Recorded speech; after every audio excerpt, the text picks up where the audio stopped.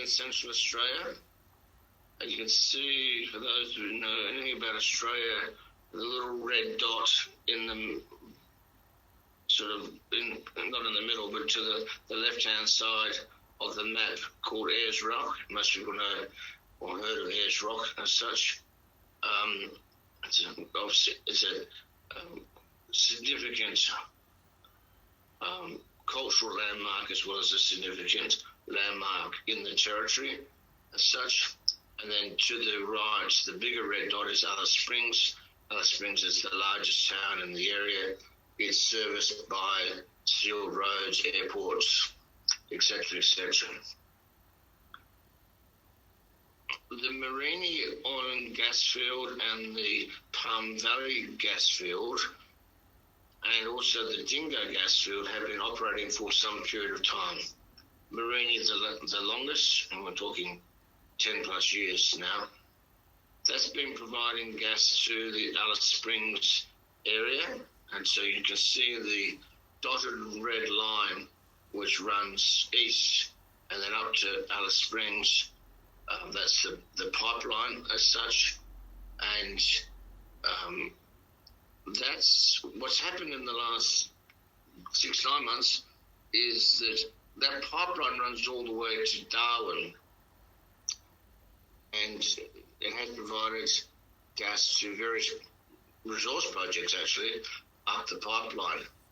The Northern Territory government decided it wanted to connect that gas pipeline between Alice Springs and Darwin to the rest of the East Coast, and that was a pretty significant undertaking. But the rest of the East Coast, so we're talking about Queensland, New South Wales, Victoria, are all on reticulated gas. So there's several gas fields where it comes from, and that's where the gas gets reticulated right through that area as such. By connecting to that pipeline, by connecting from that pipeline to the East Coast gas fields, it means that there's a far greater market for the gas coming off the Mereenie oil and gas field. And of significance in Queensland and a place called Gladstone, there are 3 LNG plants. I can argue till the cows come home about the merits of building 3 LNG projects more or less together, but that's what they did. Those projects were meant to be fired on coal bed methane gas. They're not getting the molecules out of the coal bed methane that they expected, and thus those projects are sucking gas out of the whole East States reticulated network. What's that done is 2 things. First of all, it's driven the price of gas up in Australia domestically because the LNG plants are obviously linked to the global price, not the domestic price. That's peeved a lot of people in the East Coast because they're obviously paying a lot more for their gas, both domestically and for industrial purposes. So by connecting the pipeline from Alice Springs to Darwin to the eastern states network, it's adding a lot more gas into the system, but it also provides a long-term market for any gas produced in this area. So what Msmn has is the 2 areas in purple. EPA 155 is still an application. It's not a granted permit as yet. So we have to clear native title requirements. We have just farmed that project out. And then EP 145, which is the larger purple patch. So you can see that sits between Mereenie oil and gas field and the Palm Valley gas field. It's a pretty significant piece of ground, and people are quite excited about it. The reason why they're ultimately excited about it is that Santos and Central Petroleum have got most of this area covered in a very large joint venture, which Santos is funding, and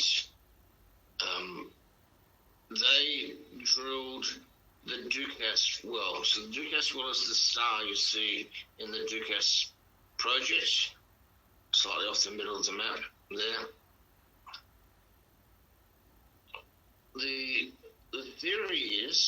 emphasise, and I emphasise the theory is because it's not yet proven, that this is a sub-salt reservoir, not dissimilar to what you see in the Gulf of Mexico.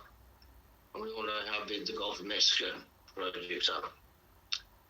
When they're drilling this well, they actually got to about 90-odd% of the target depth and then stopped. And the reason they stopped is, well, the published reason they stopped, because we don't have any information other than what's published. The published reason they stopped was the pressure was so intense, they were concerned about a blowout. So they stopped, they closed the well down, they walked away, and they're talking about now getting a bigger rig in, which probably means importing a rig.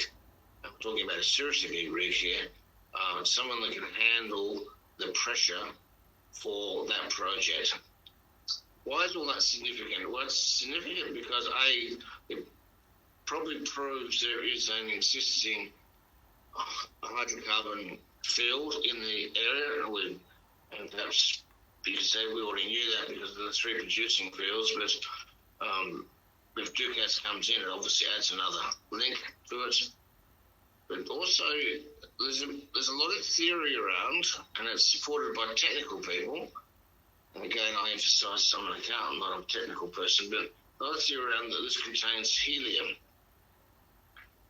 2 things about helium. First of all, it is in global shortage, and thus the price is high at the moment.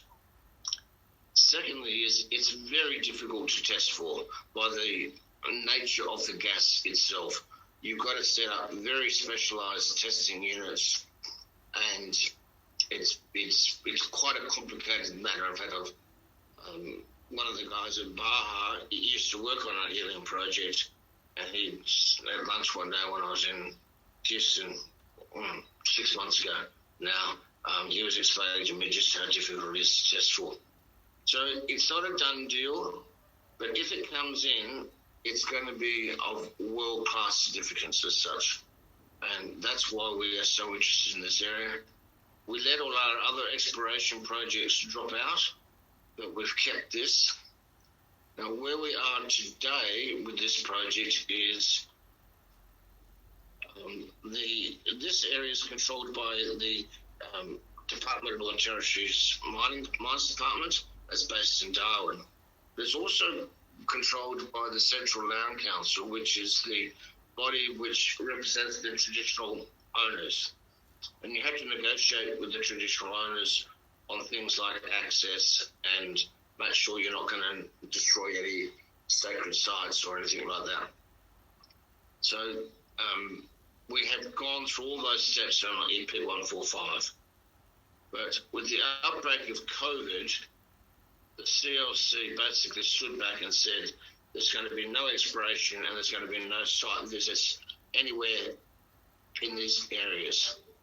So that's basically stopped everything we're doing on this ground, which is unfortunate.